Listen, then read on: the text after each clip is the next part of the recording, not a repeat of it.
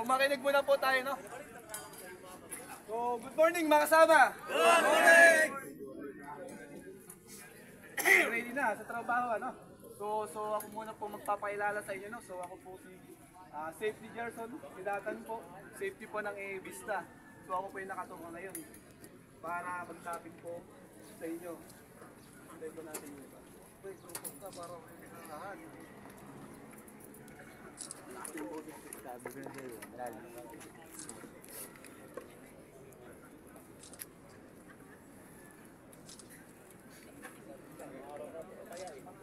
So ang topic today po natin is, bibigyan ko lang po ng hulugan ng safety. No? Bakit may safety sa construction, no? So number one, safety, no? So kahit saan po tayo magpunta, laging may safety po. So hindi po mag-ooperate si contractor kapag walang safety. So yung po kahalagahan ng safety, no?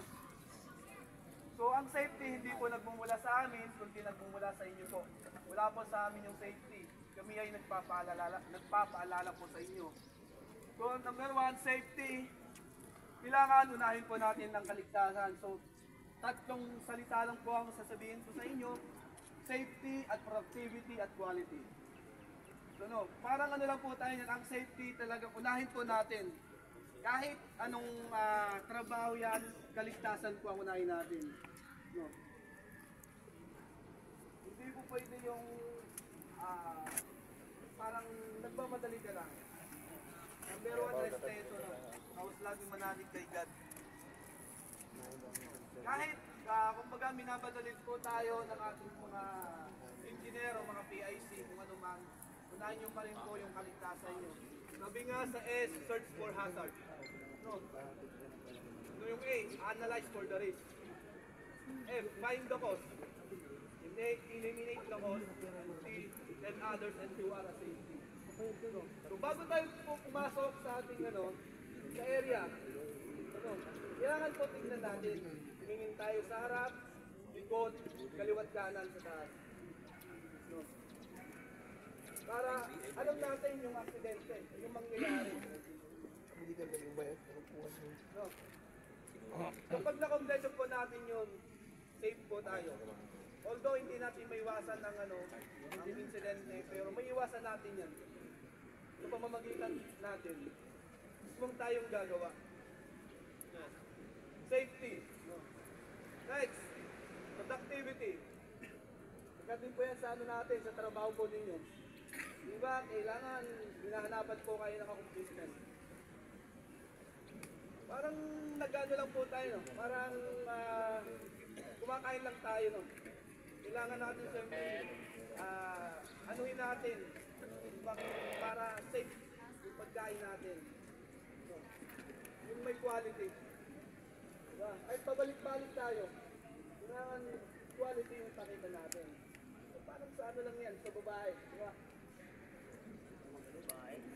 No, para hindi naman tayo seryoso eh. Seryoso tayo lagi. Hindi ka naman babanat pag hindi quality yung di ba? Yung mahihilig dyan. Dapat siguro. Kalastas lang yun. Parang puro seryoso eh. Maganda yung medyo may patalastas. Diba? Kailangan kukunin nyo yung may di ba? Yung may sakit. Diba? Okay.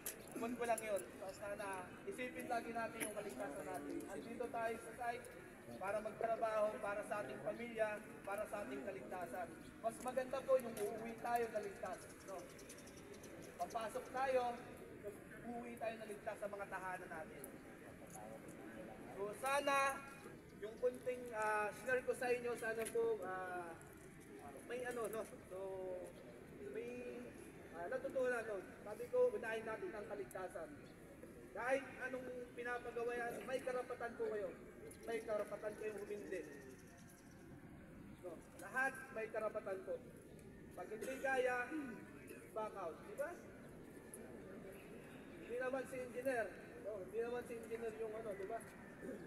Tandaan nyo, pag na-accidente kayo, hindi si engineer yung mahaligan. Kayo mismo. Unahin ang kaligtasan, kahit anong gawin basta. Safety first lagi po ha. So yun lang sa akin. Maraming salamat at safety first.